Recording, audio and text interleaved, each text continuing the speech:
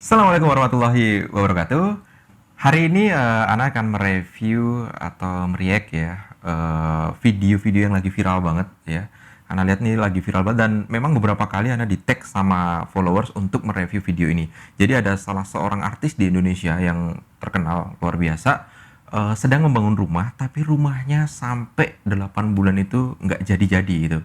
Nah, ada apa nih kok sampai 8 bulan nggak jadi-jadi? Dan siapa kira-kira artisnya? Kita tonton video berikut ini. هبت كالريح كالريح كالريح قوية شبت كالنار كالنار كالنار وضية هبت كالريح كالريح كالريح قوية شبت كالنار كالنار كالنار وضية سارت بالعزم فتية طارت كالصقر أبية سارت بالعزم فتية طارت كالصقر أبية أهلا أهلا قافلتي يا قافلتي. Ya, artis yang hari ini akan kita bahas itu yang lagi terkenal banget ya, lagi viral banget di Instagram atau mungkin di YouTube juga gitu ya, adalah Mas Baim Wong gitu. Nah, Mas Baim Wong ini sedang membangun rumah ya. Kalau nggak salah itu antara 3 lantai rumahnya.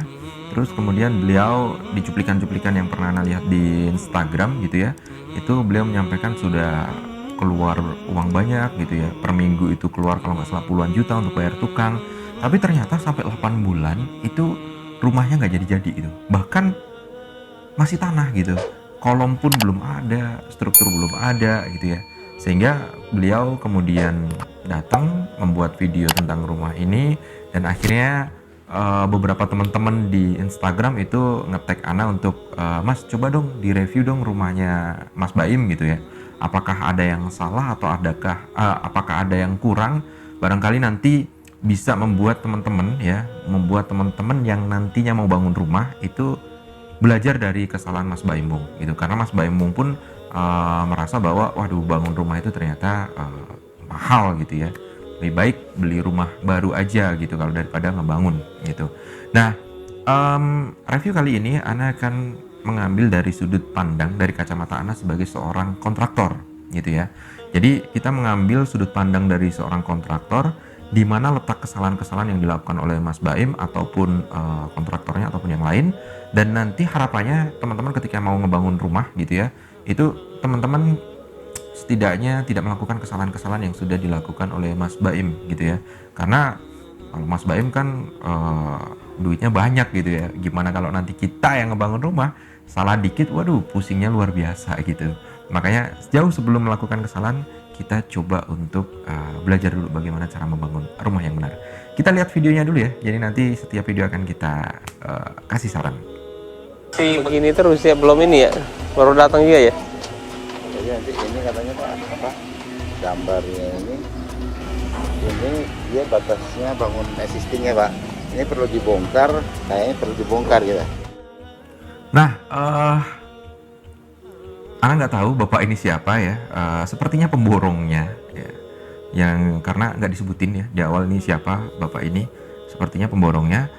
Bapak ini menyampaikan bahwa bangunan ini kayaknya perlu dibongkar gitu. Jadi kalau buat kita kata-kata kayaknya itu seorang kontraktor ya, kata-kata kayaknya itu semacam kayak kata-kata yang harus dihindari gitu teman-teman. Kenapa? Karena kalau kita bilang kayaknya, bapak ini bilang kayaknya, berarti yang pertama dia nggak yakin gitu. Dia nggak yakin apakah bangunan itu yang ditunjuk oleh bapak itu dibongkar apa enggak gitu. Itu yang pertama. Yang kedua, kesalahan yang kedua adalah berarti perencanaan di awal nggak mateng gitu. Perencanaan di awal nggak mateng. Entah ini si Mas Baim menyewa arsitek atau seperti apa. Berarti kalau beliau menyewa arsitek, si arsiteknya ini kan harusnya di awal ketika kita melihat ya, ketika arsitek itu datang ke rumah terus kemudian rumah itu mau direnov, dibongkar total misalnya. Nah, itu si arsitek harus bisa menentukan ini dibongkar, ini enggak, ini dibongkar, ini enggak. Ya. Jadi seorang pelaksana di lapangan ya itu harusnya cuma ngikutin arahan yang ada dari si tim perencana gitu. Jadi tim perencana lah yang menentukan ini dibongkar atau enggak, ini dibongkar atau enggak. Walaupun terkadang tim perencana itu komunikasi juga gitu, minta pendapat juga kepada tim pelaksana gitu ya, apakah ini perlu dibongkar apa enggak gitu. Tapi yang aneh di sini adalah kok ada kata-kata kayaknya, dan ini disampaikan ke owner gitu ya. Ownernya kan Mas Baim gitu. Jadi kalau kita sebagai kontraktor, kita hampir nggak mungkin mengatakan kata-kata kayaknya. Karena ketika kita mengatakan kayaknya, itu seolah-olah kita nggak yakin, dan kedua kita tidak punya perencanaan yang matang. Kita lanjut ke skin berikutnya. Makanya nanti di matchingin dulu aja. Misalnya ini gambar ini sama yang dimau kita dulu itu beda. Nah, ada lagi Mas yang baju hitam itu menyampaikan gambar yang sebelumnya dengan gambar yang dimau itu beda gitu. Nah, ini gambar sebelum yang dimaksud itu apakah gambar Dena existing atau mungkin gambar revisi. Jadi kadang ada memang beberapa owner kita gitu ya, kita sebagai kontraktor kita punya owner, beliau sudah setuju dengan denah pertama, terus kemudian beliau revisi. Kitanya sebagai kontraktor kadang juga lupa memberikan revisi yang kedua gitu. Jadi kita ngasihnya revisi yang pertama ke pelaksana gitu, ke tim di lapangan. Jadi karena kita ngasihnya berbeda, terus kemudian di berikutnya kita ngasih ke revisi yang kedua, nah ini terjadi kebingungan biasanya di lapangan. Jadi ini kita juga belum tahu nih siapa yang salah di situ. Kok bisa gambar yang dulu dengan gambar yang sekarang beda? Harusnya setiap gambar yang sudah disetujui oleh owner ya, itu ditandatangan oleh owner, terus kemudian ditandatangan oleh pelaksana, kadang ditandatangan oleh arsiteknya, dan juga biasanya ditandatangan oleh tim MK-nya. MK itu tim manajemen konstruksi, teman-teman ya. Jadi biasanya di lapangan itu, di sebuah proyek itu biasanya ada tiga perusahaan biasanya kalau untuk proyek-proyek gede. Satu, tim perencana yang biasanya isinya adalah arsitek, terus kemudian orang ahli struktur, dia yang ngitungin struktur, dia yang ngegambar rumahnya dan lain-lain. Yang kedua adalah tim pelaksana ya. Pelaksana itu ya kontraktornya atau pemborong jasanya dan macam-macamnya. Yang ketiga itu adalah tim pengawas gitu, atau biasa mungkin disebut dengan apa ya, mungkin manajemen konstruksi ya disebutnya gitu. Jadi biasanya ada tim ini, tiga ini. Satu perencana, yang kedua pengawas, yang ketiga adalah tim pelaksana gitu. Dan kalau salah satu ini tidak ada, ini bahaya rumah kita gitu. Tapi biasanya kalau untuk rumah-rumah kecil gitu ya, yang kemudian paling cuma ngebangun 1 lantai 2 lantai, kalau kita sewa tiga-tiganya ini kadang agak mahal gitu.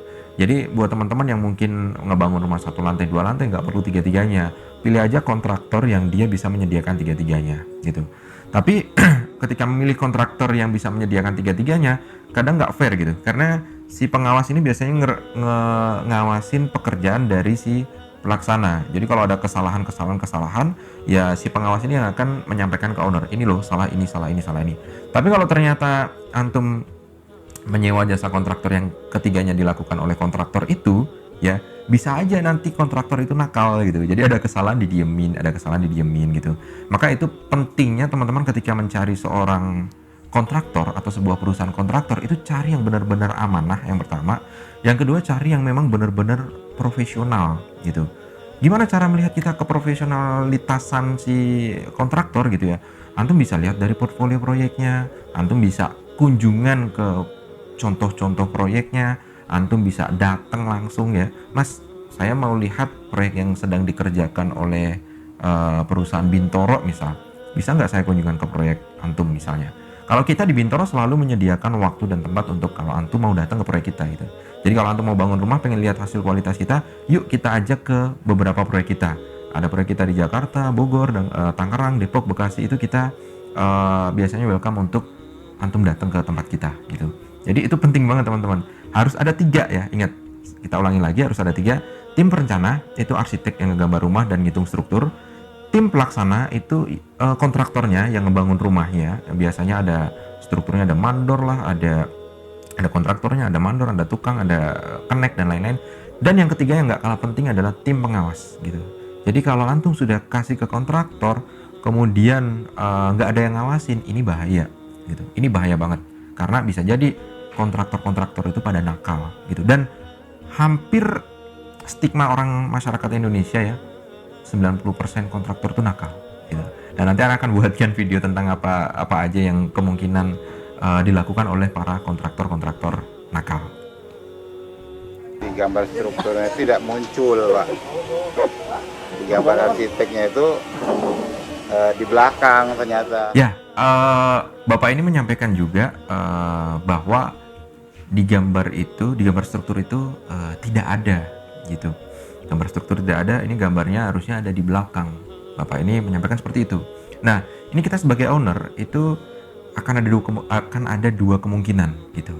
Yang pertama, kemungkinannya adalah arsiteknya yang salah, teman-teman, gitu. Jadi kemungkinan arsiteknya yang salah ngegambar atau belum melengkapi gambar, atau memang nggak ada gambarnya, atau mungkin dia memang belum bikin dan macam-macamnya. Jadi ada kemungkinan si arsiteknya salah gitu. Tapi ada juga kemungkinan yang kedua, pemborongnya atau bapaknya ini itu mengada-adi ya, mengada-ada.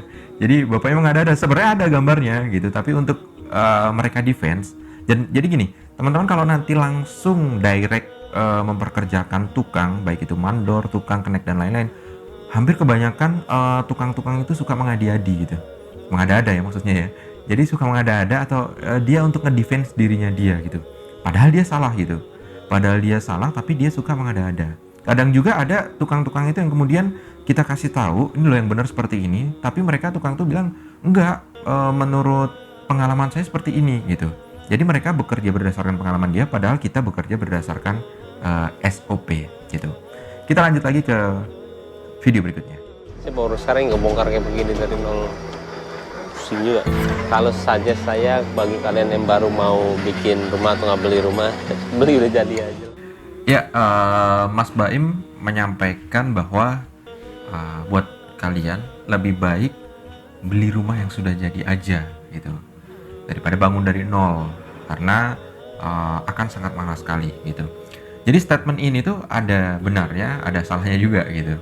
Ada benarnya gini, buat teman-teman yang memang ketika ingin memiliki rumah gitu ya, tapi nggak mau pusing dengan hal-hal yang semacam itu, dengan yang ketemu kontraktor yang nggak pengalaman lah, ketemu kontraktor yang nggak amanah lah, atau ketemu dengan pemborong yang nggak profesional dan macam-macamnya gitu ya. Itu memang cocok sekali ya buat antum untuk beli rumah yang udah jadi aja gitu. Jadi nggak perlu pusing dengan ini itu, karena nanti ya pengeluaran akan sangat bengkak ketika nanti antum tidak paham tentang bagaimana step-step bangun rumah. Nah, tapi buat antum yang mungkin kalau beli rumah ya, kalau kita beli rumah yang udah jadi, itu kan modelnya gitu-gitu aja gitu ya. Jadi kalau misalnya ruangan pun juga kita nggak bisa rombak, kecuali kita mau robohkan terus kemudian kita bangun ulang. Apa bedanya dengan bangun ulang kalau itu gitu ya. Jadi kalau antum misalnya mau beli rumah yang udah jadi, memang keunggulannya adalah ya antum tidak akan boncos lah ibaratnya, karena emang sudah beli produk yang sudah jadi gitu. Tapi kalau bangun dari nol ya itu tadi, antum akan ngerasakan kalau nggak ketemu kontraktor sama yang amanah, itu ya bisa boncos gitu. Tapi bukan negatifnya ya, kekurangannya kalau kita beli rumah yang sudah jadi, ya bentuknya seperti itu. Kita nggak bisa custom gitu. Kecuali ada developer yang memperbolehkan custom gitu ya. Mungkin biayanya juga akan bengkak dan macam-macamnya gitu. Kalau kita beli rumah yang udah jadi gitu, modelnya ya gitu aja. Kita nggak bisa explore, kita nggak bisa membuat sebuah karya terhadap rumah kita gitu. Karena ya rumah itu kan ada orang-orang itu yang menjadikan sebuah rumah itu untuk seumur hidup, untuk kenyamanan dan macam-macamnya gitu ya. Sehingga kita ingin banget rumah itu sesuai dengan apa karakter kita, biasanya kayak gitu. Nah, untuk teman-teman yang seperti ini memang sangat tidak disarankan membeli rumah yang sudah jadi gitu. Better bangun dari nol, atau ya beli rumah yang udah jelek-jelek dirubuhkan ya, terus direnov ulang gitu ya. Nah, kalau direnov ulang sama aja kayak bangun baru gitu. Cuman ketika nanti ya antum pengen bangun rumah baru, atau ingin renov ya, baik itu renov total atau renov sebagian, itu memang sangat penting antum mencari kontraktor-kontraktor yang profesional gitu ya. Ya salah satunya di Bintoro gitu, karena kalau antum di Bintoro ya insya Allah nggak akan ada yang namanya boncos, insya Allah nggak akan ada masalah dan macam-macamnya gitu. Jadi poinnya di situ ya, karena memang Mas Baim ini dengan segala kesibukannya ya, sebagai YouTuber, belum sebagai artis, belum sebagai ayah, belum sebagai suami dan macam-macamnya, akan sangat sibuk ketika harus ke lapangan gitu ya. Tapi kalau di awal itu Mas Baim ketemu dengan kontraktor yang amanah dan profesional, tentu insya Allah nggak akan mengalami hal yang semacam itu gitu. Tapi karena ketemu pemborongnya yang mungkin nggak profesional atau mungkin nggak amanah gitu ya, akhirnya malah boncos. Dan mungkin juga tim perencananya juga asal-asalan bisa jadi gitu ya, karena tadi disampaikan bahwa kok gambar beda, ini beda gitu ya. Dan di sini Ana melihat dari sisi ini ya, dari sisi sebagai kontraktor. Jadi bukan sebagai kritikus, bukan kritikus ya, seorang yang mengkritik dan lain-lain. Karena kalau kita mau kritik dan lain-lain kan harusnya kita bawa gambarnya, kita benar-benar baca gambarnya, terus kemudian kita tanyain si pemborong dan lain-lain mana yang salah gitu. Karena di sini kita nggak tahu ya, kita hanya memberikan review dari apa yang sudah ada di videonya Mas Baim, dan kemudian review ini bertujuan untuk membangun membangun pengetahuan teman-teman ketika nanti mau bangun rumah gitu. Jadi buat Mas Baim lebih baik beli rumah baru tadi disampaikan daripada mencari atau membangun rumah gitu. Karena ya akan boncos kalau kita nggak ketemu kontraktor profesional gitu. Dan itu Ana sangat setuju dengan kalimat Mas Baim. Tapi kalau antum memang benar-benar saya nggak suka dengan rumah baru, dengan rumah beli yang udah jadi, saya pengennya ngedesain dengan segala macam cara gitu, itu juga nggak menutup kemungkinan antum bisa tetap seperti itu. Tapi ingat, cari arsitek yang bagus, cari kontraktor yang pengalaman dan profesional, dan terlebih lagi dia harus amanah gitu ya, dan cari pengawasannya gitu. Jadi ada 3 itu, dan ketiganya bisa antum dapatkan di Bintoro gitu. Jadi antum bisa pakai jasa kita nanti. Oke, kita lanjut ya. Ya awalnya kan kita juga nggak mau bongkar banyak sih tadinya, malah jadi semua, bingung juga sih. Iya, bingung kita juga, jadi kosnya tinggi banget. Oke. Nah, Mas Baim menyampaikan bahwa di awal beliau memang tidak mau bongkar banyak gitu ya. Terus kemudian akhirnya jadi bongkar banyak dan kosnya jadi tinggi banget gitu ya. Nah, inilah pentingnya perencanaan yang matang teman-teman gitu. Jadi ketika nanti antum menyewa seorang jasa arsitek, kemudian antum menyewa jasa pengawas, kemudian antum menyewa jasa kontraktor gitu ya, itu mereka biasanya sudah tahu apa yang harus dilakukan gitu. Tapi kalau ketemu yang nggak profesional ya sama aja, mereka nggak akan tahu ini harus dibongkar, ini harus ini. Biasanya ke owner itu selalu ada kerja tambah. Itu yang biasa dilakukan oleh kontraktor dalam tanda kutip dia tidak profesional dan dia tidak amanah gitu, dan dia tidak tahu apa yang dia lakukan. Harusnya seorang kontraktor tuh ketika dia ngelihat satu rumah, saya mau rumah ini dibongkar terus kemudian dibangun ulang, misalnya ada customer seperti itu, kita sebagai kontraktor harusnya sudah tahu ini bongkaran harganya berapa, terus kemudian nanti desainnya harga berapa, kemudian dinaikkan jadi rumah lagi harganya berapa. Itu semua perencanaan harus sudah matang di depan. Jadi ibarat kata gini, ketika kita dari Jakarta kemudian mau ke Bandung gitu ya, kita itu kan biasanya pakai Maps gitu ya. Jadi mungkin antum pakai Google Maps atau selain Google Maps ada Waze ya, ada Waze ya, Waze apa Waze itu nyebutnya. Jadi ada Maps itu yang mana ketika kita dari Jakarta mau ke Bandung itu pasti diarahkan lewat jalan tol, misalnya ada jalan tol layang, ada jalan tol yang bawah lewat Bekasi, Cikarang, Karawang, terus kemudian dan seterusnya sampai ke Bandung. Nah itu kan sebenarnya bagian dari perencanaan. Bayangkan ketika kita dari Jakarta mau ke Bandung, kita tidak tahu mau kemana, kita tidak tahu arahnya mana, terus kita kemudian tidak merencanakan kita harus lewat mana dan macam-macamnya, sehingga itu ketika kita mau berangkat dari Jakarta ke Bandung, bisa jadi kita malah ke Tangerang dulu, itu kan aneh banget. Atau bisa jadi kita malah ke Depok dulu, atau mungkin malah dilewatkan ke Bogor. Padahal lewat tol aja lebih cepet. Kalau lewat Bogor kan lumayan jauh gitu ya, dari Ciganjur gitu. Kalau lewat sana kan lebih jauh.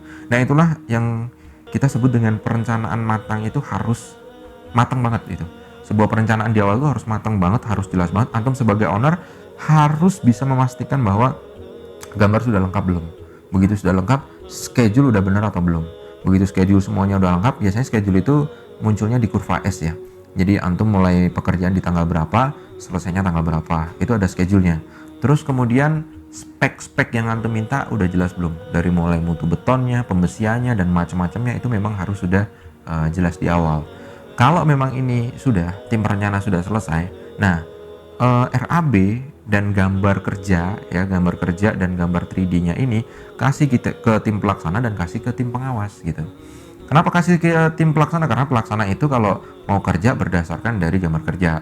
Nah, kenapa dikasih ke tim pengawas? Tujuannya untuk biar si pelaksana itu nggak nakal gitu. Jadi nggak ngurangin spek atau ngurangin bahan material dan macam-macamnya gitu. Itu pentingnya perencanaan di awal sampai nanti penyelesaian.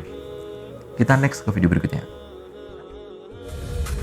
Jadi sekarang penghitungan arsitek itu dalam segala semuanya itu ternyata harus penting sekali. Kalau enggak fatal. Uangnya keluarnya banyak banget. Ya, baik. Mas Baim mengatakan ya, beliau mengatakan bahwa perencanaan arsitek dan perhitungan arsitektural, sebenarnya perhitungan struktur ya, itu penting sekali karena kalau nggak ada ya akan ada kesalahan fatal gitu ya. Uangnya keluar banyak sekali. Ya, itu sangat luar biasa sekali. Memang kalau tidak ada perencanaan yang matang, apalagi perhitungan struktur yang matang, itu memang ya itu keluar uangnya akan boncos dan banyak sekali. Tapi yang jauh lebih bahaya lagi adalah ketika misalnya Mas Baim tetap melanjutkan proses pembangunan rumah ini, tetap saya nggak mau ada MK, saya nggak mau ada arsitektur yang hitung-hitung dan lain-lain misalnya, dan itu dilanjutkan sampai rumah itu jadi. Bayangin ketika sebuah struktur itu dia tidak punya kekuatan ya, ada kolom, ada sloof, ada balok dan macam-macamnya, terus kemudian ada dak, itu kalau nggak dihitung strukturalnya, apalagi yang Anda lihat ini rumahnya Mas Baim itu lantai 3 ya. Jadi lantai 3 itu memang agak lebih bahaya kalau nggak dihitung strukturnya dibanding kalau kita ngebangun rumah cuma 2 lantai itu. Kalau kejadian yang paling fatal sebenarnya bukan kehilangan uangnya. Bayangin aja kalau nanti ya qadarullah ternyata ada gempa sedikit di rumah itu, terus kemudian ternyata nggak kuat strukturnya, terus kalau crack doang itu nggak terlalu fatal gitu ya. Maksudnya baloknya patah lah atau daknya patah, itu nggak terlalu masalah. Kalau yang jadi masalah rumah itu rubuh, itu yang bahaya. Jadi udah bukan lagi masalah material ini, udah bukan lagi masalah uang yang keluar banyak, tapi masalah keselamatan keluarga kita gitu. Keluarga antum yang mau bangun rumah, plus kalau di sini keluarganya Mas Baim, apalagi Mas Baim baru punya anak gitu ya. Itu itu nggak kebayang kalau ternyata rumah itu nanti goyah, ambruk dan macam-macamnya. Jadi uang bisa dicari, tapi kalau udah menyangkut nyawa, nah ini harus dipikirkan matang-matang. Jadi semoga nanti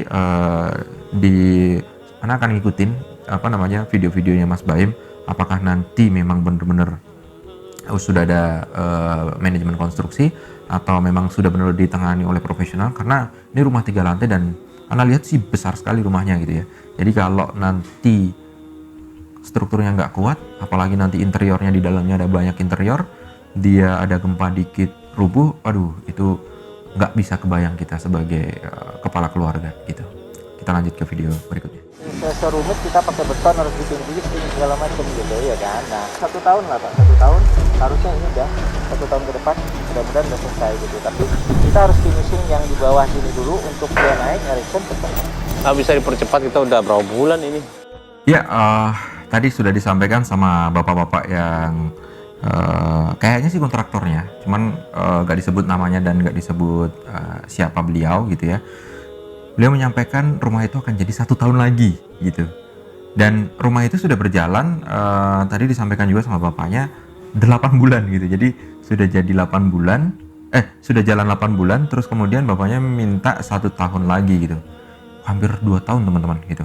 Jadi rumah dengan 3 lantai itu hampir 3 tahun. Ini agak luar biasa sekali gitu. Biasanya sih rumah 2 lantai 3 lantai ya, kalau sepengalaman kita kemarin terakhir juga bangun kos-kosan aja 3 lantai itu cuman sekitar 10-11 bulan gitu. Apalagi rumah 3 lantai hampir mirip sih kayaknya besarnya rumahnya Mas Baim ini dengan kos-kosan yang kita bangun, hampir mirip gitu ya. Ini kalau sampai 1 tahun 8 bulan itu luar biasa sekali lamanya gitu. Jadi kok hampir kayak bangun jalan tol kali ya. Jadi jalan tol yang lama juga, belum nanti tersendat-sendat, belum lagi bikin macet dan lain-lain gitu ya. Hampir mirip kayak bangun jalan tol, padahal bangun rumah cuma 3 lantai gitu. Nah, kenapa sih kok bisa sampai selama itu?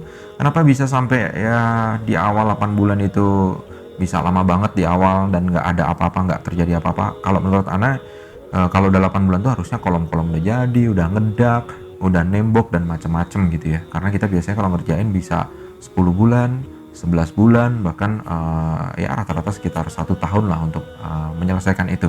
Nah, seperti apa kelanjutannya? Karena di videonya Mas Baim ini ada part 1, ada part berikutnya, dan nanti kita juga akan tonton part berikutnya dan akan kita coba review dari sisi pandangan kita sebagai seorang kontraktor. Kita lihat kenapa kok 8 bulan itu apa aja yang dilakukan oleh tukang-tukang selama 8 bulan sampai kok didatengin cuman tanah doang. Kemungkinan ada di video part berikutnya dari Mas Baim atau mungkin part 3-nya. Nanti juga kita akan buatkan part video nge-review rumahnya Mas Baim gitu.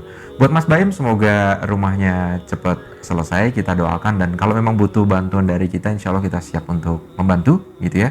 Dan buat teman-teman jangan lupa belajar terus tentang bagaimana sih cara membangun rumah, terus kemudian pilihlah kontraktor-kontraktor yang profesional dan amanah. Siapa? Ya tentunya Bintoro. Kita lanjut ke video berikutnya. Assalamualaikum warahmatullahi wabarakatuh.